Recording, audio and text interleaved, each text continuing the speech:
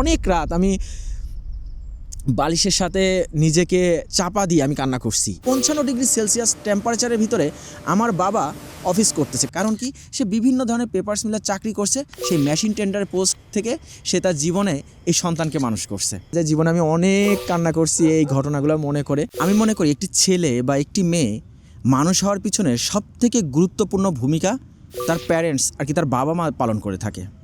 এটার কোনো ভূমিকা শেষ নেই। কোনো সন্তান যদি মানুষ হতে না পারে বা কোনো সন্তান যদি মানুষ না হয়, মানুষ বলতে তো মানুষ তো আমরা হয়েই জন্ম নেই, কিন্তু মানুষের যে শিক্ষা, সুশিক্ষা এবং তার জীবনের যে সফলতাটা, এটা যদি অর্জন করতে না পারে, সেইটার বেশিরভাগ দায়ভার বাবা মার। কেন? আমার কাছে সেটাই মনে হয়েছে। আমি মনে করি আমার জীবনে আমার বাবা মায়ের গুরুত্ব ছিল আকাশ সমান। আমার আম্মু স্পেশালি, তার কথা কিভাবে বলবো, সে এতটাই সচেতন ছিল।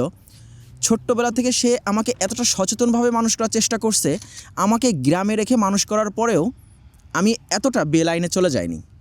এটা হচ্ছে আমি এখন যেহেতু আমি নিজেও একজন বাবা হয়েছি, আমার একটা সন্তান আছে, সেখান থেকে আমি মনে করি যে আমার মা এতটা বছর আগে সে কতটা তাহলে সচেতন ছিল। আমার বাবার কথা তো না বললেই না। অনেকেই অনেক ভিডিওতে কমেন্ট করে যে বাবার অনেক টাকা ছিল, সেই জন্য হয়তো বা আপনি আজকে এই পর্যন্ত গিয়েছেন।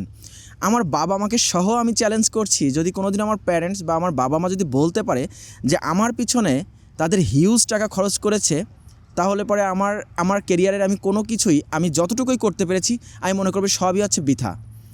এইটা সত্য কথা। আমার বাবা মায়ের দোয়া ছিল আমার সাথে, আকাশ সমান দোয়া ছিল। কিন্তু পরিশ্রম করার পিছনে যে চার্জ, পিছনে যে আপনার যে দৌড়ানোর যে চার্জ, এটা আমার বাবা মা পুশ করে দিয়েছে। আমার ভিডিও যারা দেখে তার ভিতরে 70 থেকে 80 ভাগই আমার কাছে মনে হয় গার্ডিয়ানরা দেখে। কমেন্টগুলো আমি যদি একটু অবজারভেশন করি, দেখা যায় গার্ডিয়ান কারা দেখে, যাদের সন্তান অলরেডি একটা অন দ্য ওয়েতে আছে, স্কুল কলেজ ইউনিভার্সিটিতে আছে, তাদের সন্তানকে তারা খুবই ডিপ্রেশনে আছে, তারা আমার ভিডিওগুলো দেখছে, তারা আমার কমেন্ট করছে। এত সুন্দর সুন্দর কমেন্টগুলো করে দেখলে আপনার মনে হবে যে না, আমি আরও যদি কিছু জানি আমি এদেরকে জানানোর চেষ্টা করি। একটা বাবা মার কত টেনশন তার সন্তানকে নিয়ে মানুষ করার জন্য। আজকের এই ভিডিওতে আমি কিছু গুরুত্বপূর্ণ টিপস এবং ট্রিক্স আমি আপনাদেরকে শেখাতে যাচ্ছি, যেটা আমার বাবা মা খুব সুন্দরভাবে আমার লাইফে পুশ করেছে। আমার বাবা ছিল খুবই ছোট্ট একজন চাকরিজীবী, খুব ছোট্ট একটি চাকরি করতো। সে কোথায় চাকরি করতো? আমার বাবা হচ্ছে একজন টেকনিশিয়ান লেভেলে চাকরি করত। সে দীর্ঘদিন বসুন্ধরা গ্রুপের পেপারস মিল, ম্যাগনাঘাট এবং আপনার বাংলাদেশের যত ধরনের পেপারস মিলস আছে সেখানে যে মোটামুটি আমার বাবাকে মোটামুটি চিনে। কারণ কি, সে বিভিন্ন ধরনের পেপারস মিলের চাকরি করছে। বড় পোস্টে চাকরি করেনি, কিন্তু খুব ছোট্ট একটা পোস্টে মেশিন টেন্ডার আর কি, মেশিনকে কীভাবে কন্ট্রোল করতে হয় সেই মেশিন টেন্ডার পোস্ট থেকে সে তার জীবনে এই সন্তানকে মানুষ করছে। এই স্বপ্ন থেকেই সে তার সন্তানকে মেকানিক্যাল ইঞ্জিনিয়ার বানাইছে। কেন বলেন তো? আমার বাবার উপরে যারা ছিল তারা তো সব মেকানিক্যাল ইঞ্জিনিয়ারই ছিল, কারণ মেশিন যেহেতু মেকানিক্যাল ইঞ্জিনিয়ার, যত ধরনের ফোর্স এই মেকানিক্যাল ইঞ্জিনিয়াররা এসে করতো, ওইখান থেকে তার যে আমার ছেলেকে আমি মেকানিক্যাল ইঞ্জিনিয়ার বানাবো। এবং আমার ছেলেকে শুধু ছোটোখাটো ইঞ্জিনিয়ার বানাবো না, কারণ ম্যাক্সিমাম সময় পেপার মিলে ডিপ্লোমা ইঞ্জিনিয়াররা চাকরি করে। তারা এই সামান্য একটু ডিগ্রি নিয়ে, এই ডিপ্লোমা 4 বছর করে তারা দেখা যায় নিচের লেভেলে যারা চাকরি করে তাদের উপর প্রচুর পরিমাণ ফোর্স ক্রিয়েট করে।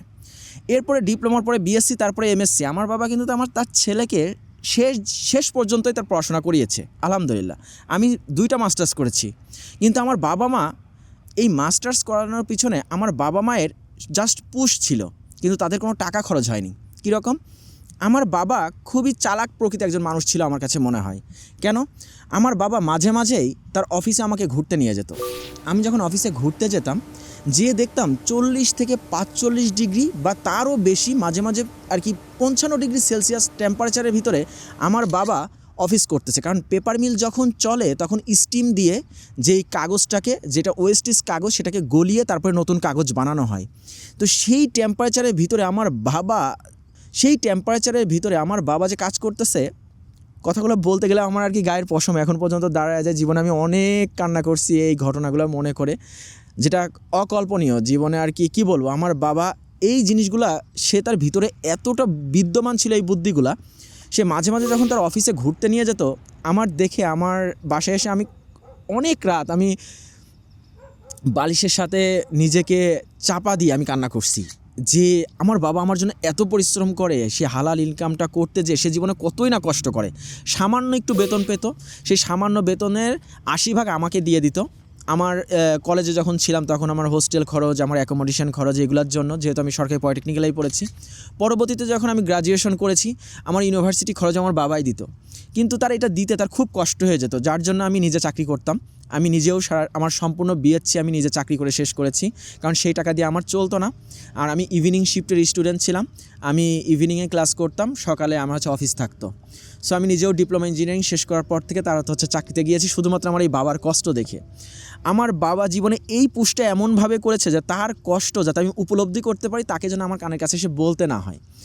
একটা সময় এসে আমি আমার একটা ভিডিওতে বলেছিলাম আমি আমার জীবনে চেঞ্জ হয়ে গেলাম কিসের জন্য। এমন ধাক্কা খেয়েছি যে আমার বাবা মার কষ্ট দেখে যে আমার পরিবর্তন হওয়া ছাড়া কোনো উপায় ছিল না।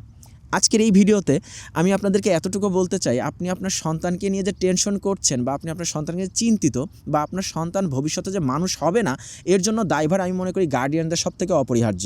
কেন? আপনি যদি আপনার সন্তানকে বুঝতে পারেন এবং আপনার সন্তানকে যদি বাইপাস করে ডাইরেক্টলি না বলে এমনভাবে পুশ করবেন যে আপনার জীবনের কষ্টগুলো সে যাতে ঘুমাইতে গেলেও চোখে দেখে যে আমার বাবা মা আমার জন্য জীবনে এত কষ্ট করতেছে, আমার জন্য আমার বাবা মার জীবনে এত কষ্ট। তাদের শুধু একটাই চাওয়া আমি যাতে মানুষ হই। এমন না যে তাদেরকে আমি ভরণ পোষণ দিব, তাদেরকে আমি খুব সুখে রাখবো, খুব আনন্দের সাথে রাখবো, বিষয়টা এরকম না। তারা শুধু চাচ্ছে আমি যাতে মানুষ হই, আমি যাতে মানুষের মতো মানুষ হই, এতটুকুই যাতে তারা গর্ব করতে পারে। এটাই তো এই যে একটা ইচ্ছা শক্তি, এই ইচ্ছা শক্তি যদি আপনি একবার আপনার সন্তানের ভিতর জাগায়া দিতে পারেন, তাহলে দেখবেন আপনাকে আর কিছু বলতে হচ্ছে না, সন্তান একেতেই রকেটের গতিতে ছুটছে, যেটা আমার ক্ষেত্রে হয়েছিল। আমি আমার বাবা মায়ের এই কষ্টের কথাগুলো ডাইরেক্টলি কখনো শুনিনি। আমার মায়ের মুখ থেকে সবসময় একটা কথাই শুনতাম, তোমার বাবা জীবনে তোমার জন্য কতটুকু কষ্ট করে তুমি কি উপলব্ধি করতে পারো? আর আমার বাবা জীবনে কিছু বলতো না, সে সরাসরি তার অফিসে নিয়ে যেত কাজ দেখাতে সে কীভাবে টাকা ইনকাম করে। এই সকল জিনিসগুলো যখন একটা সন্তান দেখবে এবং উপলব্ধি করবে, তখন সে অটোমেটিকলি মানুষ হওয়া ছাড়া কোনো উপায় থাকবে না। আমার ভিডিওতে আমি সবসময় একটা মেসেজ ছেড়ে যাই, আপনি যেহেতু গার্ডিয়ান, আপনি আপনার সন্তানকে নিয়ে চিন্তা করছেন, চিন্তাটা করা বাদ দিয়ে আপনার সন্তানকে আপনি এভাবে বাইপাস করে আপনি কথাগুলো বুঝান যা আপনার জীবনে কতটা কষ্ট করে তাকে মানুষ করছেন। সো যেদিন আপনার সন্তান বুঝে যাবে, সেদিন সে অটোমেটিক্যালি নিজে থেকেই মানুষ হয়ে যাবে। আজকের ভিডিওর মেসেজ ছিল এটাই।